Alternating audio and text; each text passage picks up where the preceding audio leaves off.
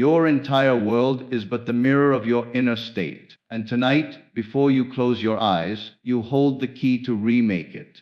Every night, as you lay upon your bed, you stand at the doorway of creation. Sleep is not mere rest, it is the workshop of your imagination. Whatever idea you take into that silent chamber of sleep will descend into the depths of your subconscious, and there it germinates, multiplies, and returns to you as fact. You do not beg the universe. You do not plead, you assume. To ask is not to cry out into the void. It is to embody the answer now. When you wish to receive, you must feel the wish fulfilled as though it were already yours. Before sleep, clothe yourself in the reality of your desire. Let it be so vivid that it captures you completely. Perhaps you seek abundance, health, or love. Then tonight, as you drift into that sacred stillness, imagine the scene that would imply your wish has already come true.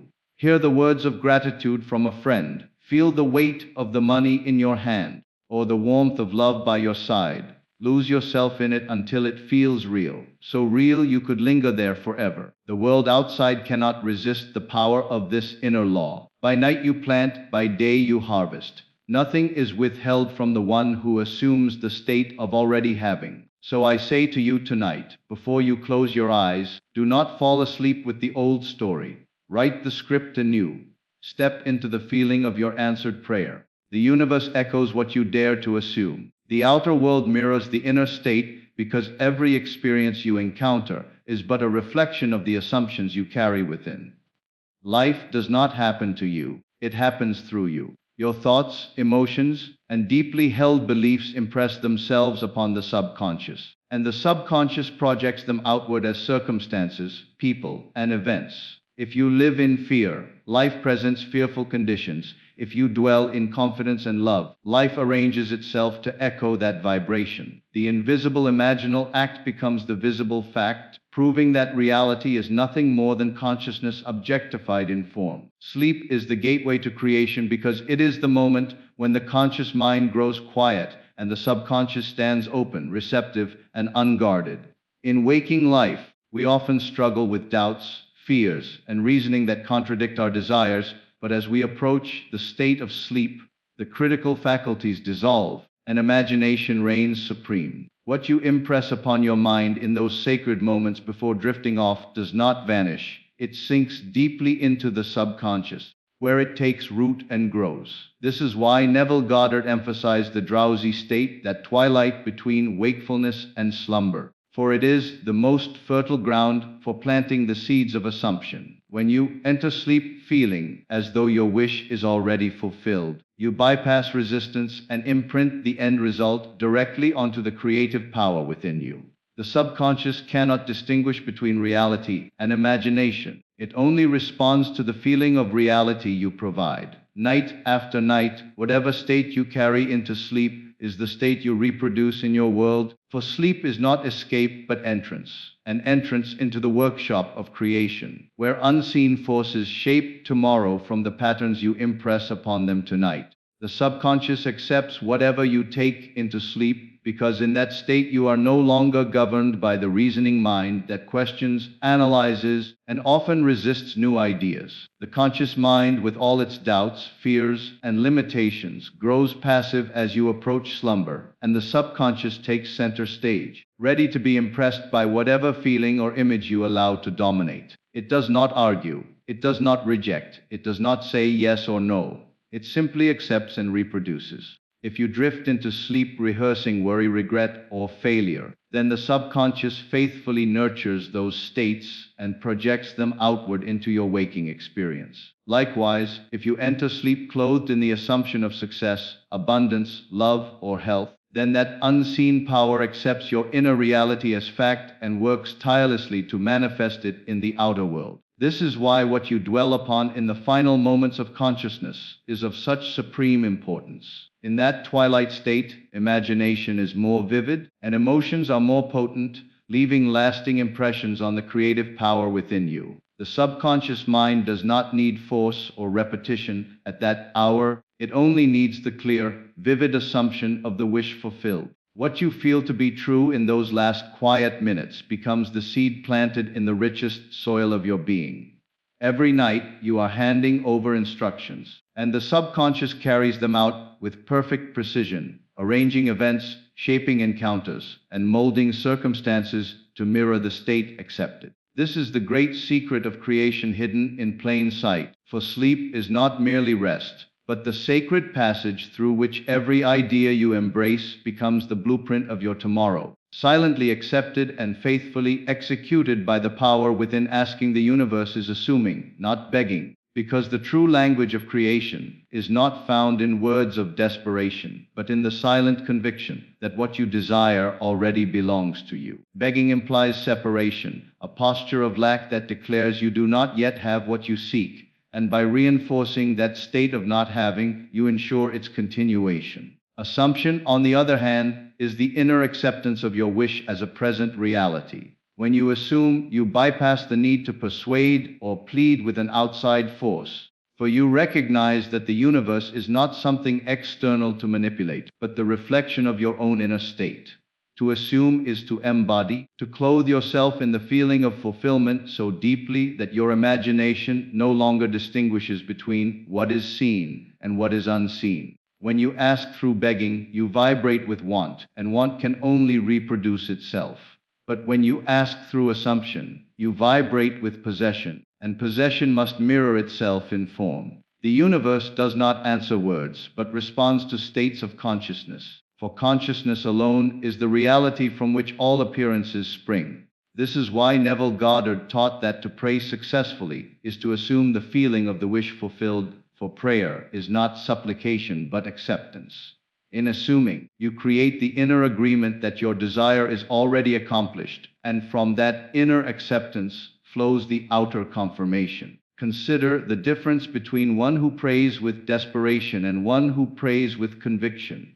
The first waits for a sign, doubts the outcome, and lives in a cycle of yearning. The second lives already in the end, thanks the unseen for what is secured, and walks through life as though the invisible were visible. The subconscious accepts this inner confidence and projects it into form without resistance, because what is assumed inwardly becomes fact outwardly. To truly ask, then, is not to plead but to assume the state of already being, already having, already living the desire. This is the creative act in its purest form. The true asking that commands results without struggle, for the universe can only echo the reality you dare to claim. Within, feel the wish fulfilled before sleep, because this is the moment when the conscious mind loosens its grip, and the subconscious opens wide to receive impressions without resistance. The period before sleep is the golden doorway, the sacred interval where imagination speaks directly to the creative power within. What you feel in those final quiet minutes is not dismissed as fantasy, it is accepted as fact and carried into the depths of the subconscious, which never questions and never argues. The subconscious only knows to reproduce what it has been impressed with, and it does so faithfully, shaping your outer world to mirror the inner state you carried into slumber. To feel the wish fulfilled is more than simply visualizing. It is embodying the end result as though it were already accomplished. It is entering into the scene of your desire and surrendering to it so completely that you fall asleep from it rather than merely thinking about it. If you desire abundance, do not merely imagine money on a table. Feel the relief, the freedom, and the joy that abundance would bring. If you seek love, do not simply picture a partner. Feel the warmth of companionship, the security of affection, the joy of being cherished. The subconscious does not respond to vague images, but to emotions and sensations infused with reality. And when those feelings saturate your being, they are accepted as the truth of who you are. This is why Neville Goddard emphasized the state akin to sleep, that delicate border between wakefulness and slumber. For in that drowsy condition the mind is most receptive. The conscious resistance that says it is impossible, the doubts that question how it could happen, the fears that whisper it is out of reach, all of these fade as you surrender to sleep. In that surrender, the assumption becomes natural, believable, and alive. By impressing the subconscious with the feeling of fulfillment, you are planting the seed of tomorrow's experience, and once planted, it must bear fruit. Every night you are writing the script of your future, whether knowingly or not. To drift into sleep rehearsing past hurts, lingering on fears, or replaying failure is to hand the subconscious a blueprint for repetition. But to drift into sleep absorbed in the wish fulfilled is to hand it a new blueprint, one aligned with the life you desire. The outer world is nothing but the shadow of the inner world, and the inner world is most powerfully shaped in those last moments before slumber. Whatever you feel to be true in that instant becomes the reality your subconscious accepts, and what is accepted must be expressed. So feel it deeply, surrender to it, lose yourself in it until it feels natural. Do not merely think of your desire, think from it. Step into the role, inhabit the end, and let that be the atmosphere in which you drift away. In doing so, you are not hoping for change, you are creating it, for the subconscious accepts no difference between reality and assumption when clothed with feeling. Imagine vivid scenes implying your desire is realized, because imagination is the true creative force, the invisible workshop where every artifact is first born. When you construct a scene in the mind that implies your wish has already been fulfilled, you are impressing upon the subconscious the reality of that state, and the subconscious in turn takes that impression and weaves it into the fabric of your life. The key is not in imagining randomly, but in selecting a scene that naturally follows the fulfillment of your desire, one that would only be true if what you seek were already accomplished. By dwelling in such a scene, you move beyond hoping and enter the state of being, which is the essence of creation. To imagine vividly is to engage all the senses, for the subconscious is moved not by abstract words, but by lived experiences within imagination. If you desire financial freedom, do not merely think of money in a bank account. Imagine yourself receiving congratulations from a friend. Feel the texture of the check in your hands. Hear the excitement in their voice as they acknowledge your success. If you long for love, do not only picture a vague figure beside you. Create the scene of walking together. Feel the warmth of a hand in yours. Hear the sound of shared laughter echoing around you. The more natural and detailed the imaginal act, the more convincing it becomes to the subconscious, which accepts it as reality. The test of successful imagination is the feeling of relief, satisfaction, and naturalness that arises when you enter into the scene and believe it to be true now. The reason Neville Goddard placed such emphasis on vivid scenes because the subconscious cannot distinguish between what is outwardly real and what is inwardly assumed. It only knows the emotional truth you carry, and once impressed, it reproduces it without fail. This is why imagining the end is more powerful than imagining the means. If you attempt to control how your desire will unfold, you may introduce resistance, for the conscious mind doubts and analyzes the steps. But when you go straight to the end, already successful, already loved, already free, you bypass the how and rest in the state of fulfillment. The subconscious then arranges the outer world in ways you could never foresee, aligning people, circumstances, and opportunities to mirror the inner assumption. It is not enough to simply watch the scene as though it were a movie. You must step into it and participate fully, as though it were happening to you now. Feel the emotions, hear the words, see through your own eyes rather than from the outside. Inhabit the moment so completely that it feels natural, and then repeat it nightly, especially as you drift toward sleep when the subconscious is most open. Each night's imaginal act is a seed planted in the fertile soil of the subconscious, and as you persist, the seed must sprout and bear fruit in the physical world. This is the law of consciousness, that what is impressed inwardly is expressed outwardly. The vividness of your imagination is the measure of your faith. To imagine faintly or half-heartedly is to plant a weak seed, but to imagine with intensity, clarity, and feeling is to stamp the subconscious with conviction. Do not force or strain, but relax into the scene. Let it unfold naturally, and allow the feeling of fulfillment to saturate your being.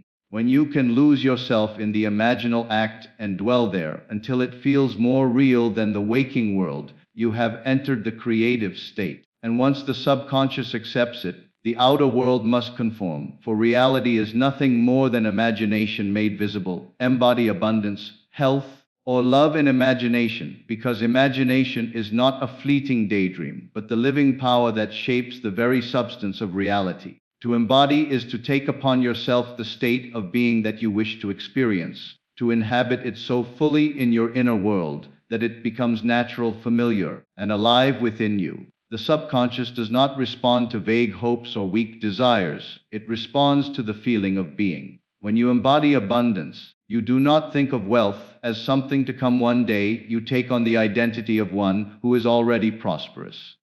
When you embody health, you do not hope for recovery in the future. You assume the vitality of one who is already strong, vibrant, and whole. When you embody love, you do not long for a partner or companionship. You assume the role of one who is already cherished, already embraced, already fulfilled in union. The inner act of embodiment is the key, because it is not words but states of consciousness that create to embody abundance in imagination. Close your eyes and step into the life of one who never worries about money or resources. Feel the ease of paying bills without strain. Sense the freedom of choosing what you desire without hesitation. Imagine yourself receiving praise from others who recognize your success. Hear the words, "You're doing so well," and feel the pride of accomplishment flowing through you.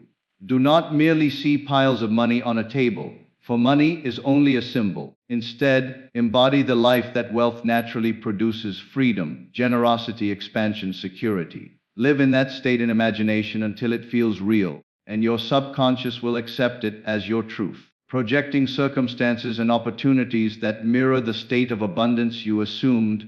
To embody health in imagination, withdraw attention from the condition of the body as it may presently appear and place full focus on the body as you wish it to be. See yourself moving with energy, running, walking, laughing with vitality. Feel the breath flow freely through your lungs, feel the strength in your limbs, feel the comfort of ease in every organ and muscle. Imagine a friend looking at you with joy and saying, "You look so healthy, so alive." Do not dwell on sickness or limitation, for what you attend to grows stronger, but step into the version of yourself already healed. Let the sensation of vitality permeate your entire being until your body, in its subconscious wisdom, conforms to the blueprint of health you impressed upon it. To embody love in imagination, close your eyes and picture yourself in a scene that could only be true if you were already in the loving relationship you desire. Perhaps you are walking hand in hand with your partner. Perhaps you are hearing the words, "I love you." Perhaps you are feeling the comfort of being embraced. Do not imagine the face of a stranger if it brings resistance, but imagine the feeling of union, of companionship, of joy in being adored. Love is not in the outer person, but in the state of being that you assume. When you embody love, you radiate it, and the world cannot help but mirror it back to you in form, drawing people and experiences that reflect the state you carry within. The power of embodiment lies in the naturalness of the state assumed.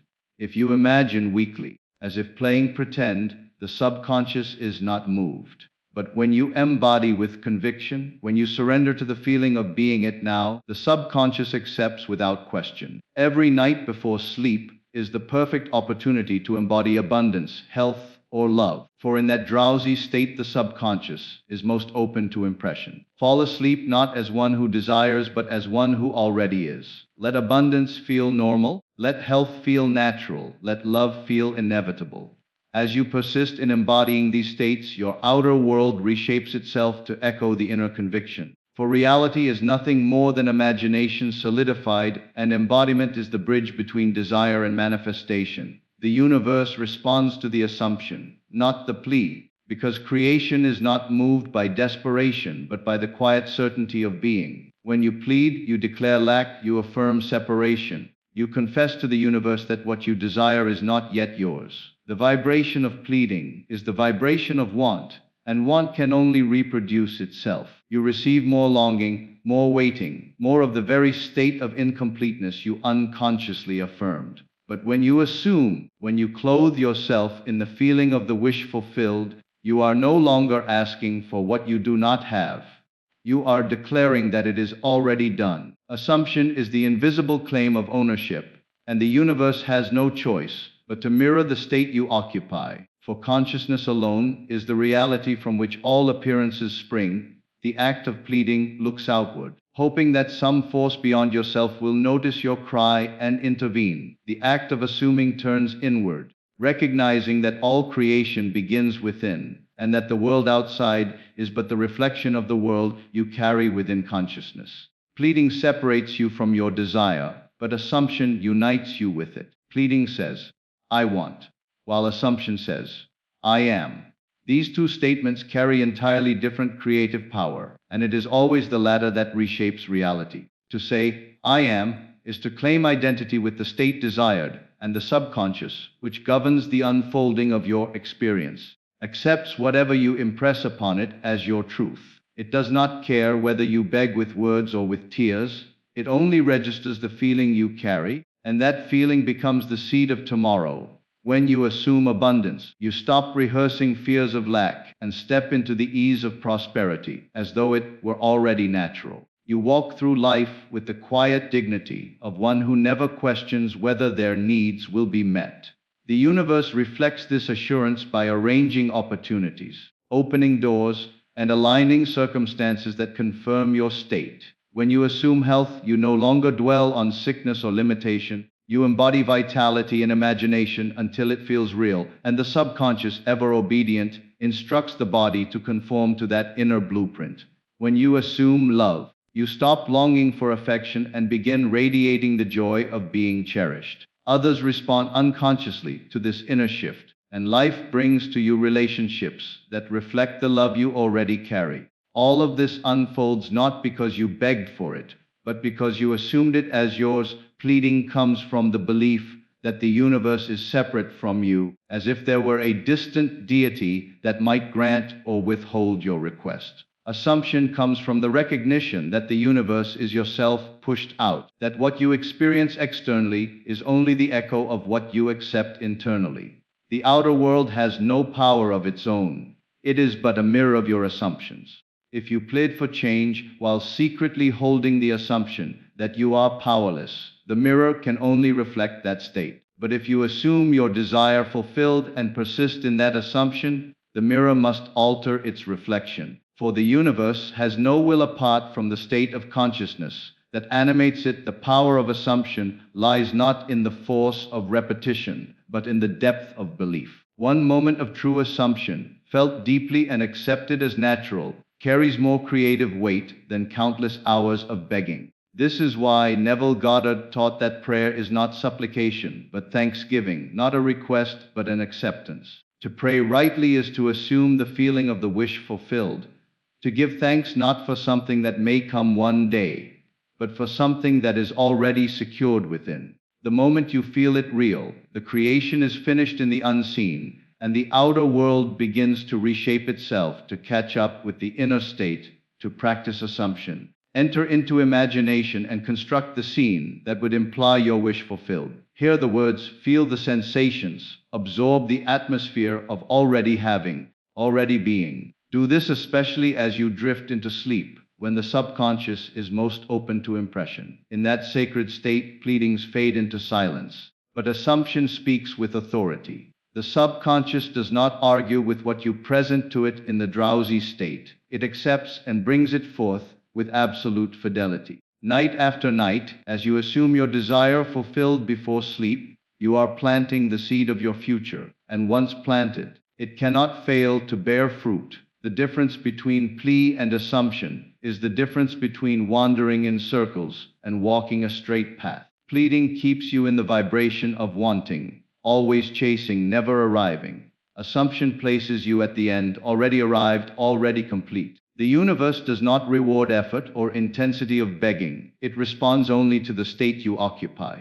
When you embody the end, when you dwell in the feeling of your wish fulfilled, the universe echoes that certainty in the form of outer facts. This is the great law of consciousness, that you do not attract what you plead for. You attract what you assume yourself to be. Night is for planting. Day is for harvesting, because every evening before you surrender to sleep, you step into the most fertile soil of creation. And whatever seed you drop into that inner ground takes root in the subconscious mind. Sleep is not merely a pause from the activity of the day. It is the sacred interval where imagination writes the blueprint of tomorrow. The thoughts, feelings, and images you carry into the night are silently accepted by the deeper self. And this deeper self does not question or debate. It simply creates in accordance with the impressions it has received. Night is for planting because in that drowsy borderland between wakefulness and slumber, the conscious defenses that resist and argue begin to dissolve, leaving the subconscious open, impressionable, and willing to accept what you vividly feel to be true. Every scene you imagine, every desire you embody, every assumption you fall asleep with is a seed sown in the invisible field of your being. Day is for harvesting because the world you encounter upon waking is nothing but the outpicturing of the seeds you have already sown. The circumstances, people, and opportunities you meet are not random, but are the natural fruit of your previous assumptions. If you drift into sleep filled with fear, regret, or resentment, the subconscious accepts those as instructions and reproduces them as facts in your daily life. If you fall asleep embodying peace, abundance, or love, the subconscious equally accepts that state and arranges your waking hours to mirror it. What you meet in the daylight is always the harvest of what you planted in the night. This is the law of consciousness, unchanging and precise. You reap what you sow, not because of outer forces, but because of the inner states you chose to inhabit before surrendering to rest. Night is for planting, because in those final moments before sleep you hold in your hands the most powerful tool of creation. Imagination infused with feeling. The mind, as it drifts towards slumber, becomes more receptive than at any other time of day. Here you can assume the wish fulfilled, construct vivid imaginal scenes, and feel the reality of desires accomplished. This is not a game of fantasy, but the true act of creation, for the subconscious, once impressed, must express. The invisible seed planted at night grows silently beneath the surface, beyond your conscious observation, until in due season it breaks through into visibility. Just as the farmer does not dig up the seed to check its progress, but trusts the unseen process of growth, so you must trust that what you plant each night is being prepared for manifestation. Day is for harvesting because the outer world is the field in which the fruits of your inner work appear. What comes to you in daylight, whether opportunities, challenges, or unexpected encounters, is the direct outpicturing of last night's sowing. If you are wise, you will not curse the harvest, but recognize it as the faithful mirror of your inner planting. Should the harvest displease you, do not fight the outer world, for it is only the shadow. Return to the night and plant again with care, knowing that a new harvest must follow. This knowledge gives you mastery over life, for you no longer see yourself as a victim of circumstances, but as the planter of seeds and the reaper of their fruits. Life ceases to be random and becomes orderly once you understand the rhythm of planting and harvesting. Night is for planting, because sleep is the passage where assumption bypasses resistance. You may struggle during the day to maintain faith in your desire as doubts creep in and circumstances seem unyielding. But as you prepare for rest, you can surrender those doubts and slip into the imaginal act where your wish is already fulfilled. Here you can feel the joy of success, the comfort of love, the relief of healing, the ease of abundance, until those feelings saturate your being. When you fall asleep in that state, the subconscious accepts it as your truth. The next day, without effort, you begin to see hints, synchronicities, and changes, which are the first signs of the harvest to come. Night plants the cause, and day reveals the effect. Day is for harvesting because each moment of your waking life offers you evidence of what you truly believe. If you see lack, notice the seeds of doubt planted earlier. If you see love, recognize the seeds of union you once assumed. The harvest is never wrong, it always reflects the planting. This understanding frees you from blame and replaces it with responsibility. You are the gardener of your own life, and every night you are given a new chance to plant again. The day is the stage where the fruits of last night's imagination play out, showing you with absolute fidelity what has been impressed upon the subconscious. By observing your harvest with honesty, you gain clarity on what you have been planting, and by choosing consciously at night, you direct the harvest of tomorrow. Night is for planting, day is for harvesting, and this rhythm repeats endlessly. The wise do not waste the night in idle thoughts of fear or regret, for they know that such seeds, once planted, must grow. Instead, they use the sacred interval of sleep as a deliberate act of creation, assuming the wish fulfilled and feeling its reality until it becomes natural. They do not rush the harvest, for they know every seed grows in its own season, but they remain faithful, trusting the law.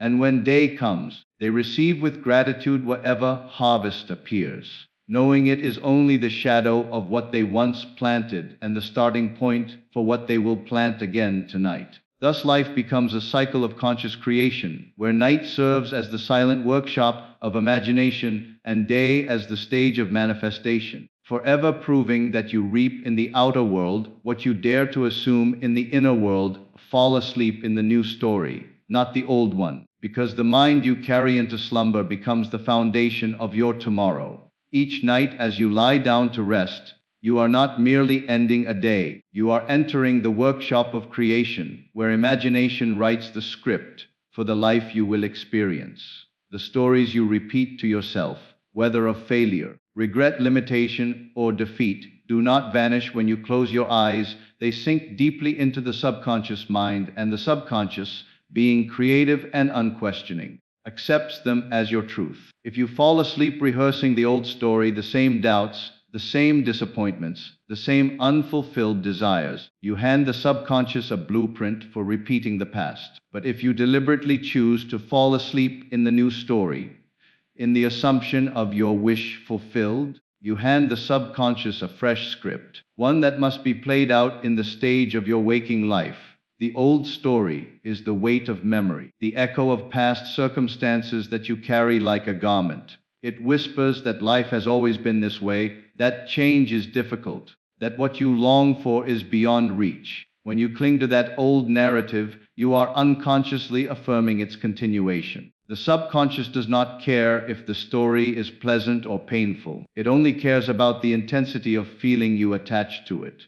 Each night you repeat the old story, you plant seeds of the same harvest, and day after day life proves you right by reflecting what you accepted. Yet you are never bound to the old story, for the power of imagination allows you to write a new one at any moment. The moment you dare to feel yourself different, to embody a new identity, to step into the end of your desire, as though it were already fulfilled, you begin to break the cycle of repetition. Falling asleep in the new story is an act of conscious creation. It is not idle fantasy, but deliberate assumption. To craft the new story, you must imagine a scene that would be true if your wish were already realized. If you long for success, picture yourself congratulated by a friend. Hear their voice telling you how proud they are, and feel the joy of accomplishment. If you desire love, imagine yourself embraced, hearing the words, "I love you," and feel the warmth of union. If you seek health, see yourself moving with vitality. Hear someone remarking how well you look, and feel the relief of wholeness. The new story must not be about wanting or waiting, but about being and having.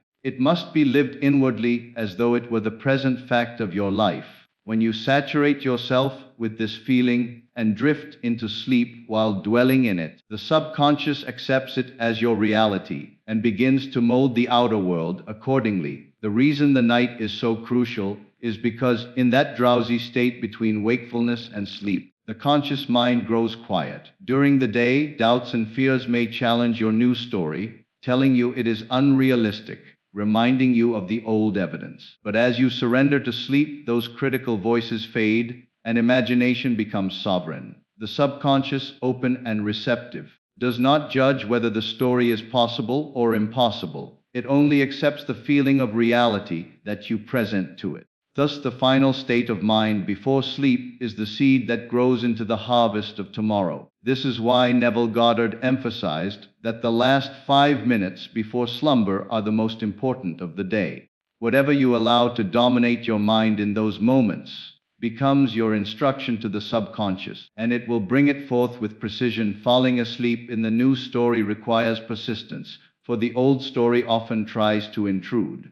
Memories resurface, doubts whisper, and emotions of lack may attempt to reclaim your attention. Yet you must gently but firmly redirect your focus. Each time the old story arises, replace it with the new one, not with struggle but with ease. Remind yourself that the past is nothing but yesterday's imagination objectified, and that tonight you are free to imagine differently. The subconscious does not cling to the past unless you feed it, it responds only to the present impression. By persistently dwelling in the new story night after night, you create a momentum that overpowers the inertia of the old. Eventually, the new state becomes natural, and once it feels natural, it must express itself outwardly. Falling asleep in the new story also transforms your inner identity. If you have seen yourself as lacking, you now begin to see yourself as abundant. If you have carried the image of being unloved, you now embody the image of one adored. If you have thought of yourself as weak or sick, you now assume the identity of health and strength.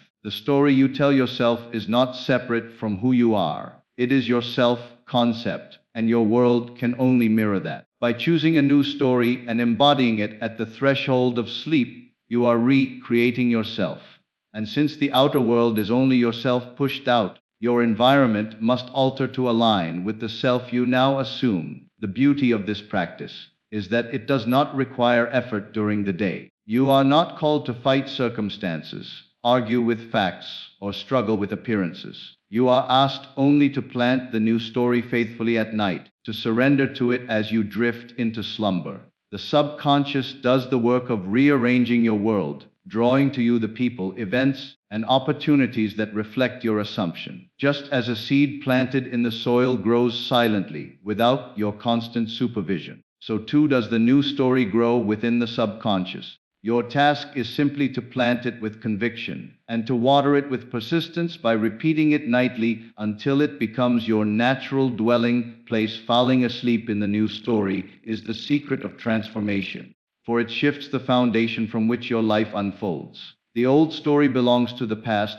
and the past has no power except the power you continue to give it. The new story belongs to the imagination, and imagination is the creative power of God within you. Each night you are given a choice: to surrender to the old echoes of memory, or to rise into the new creation of your choosing.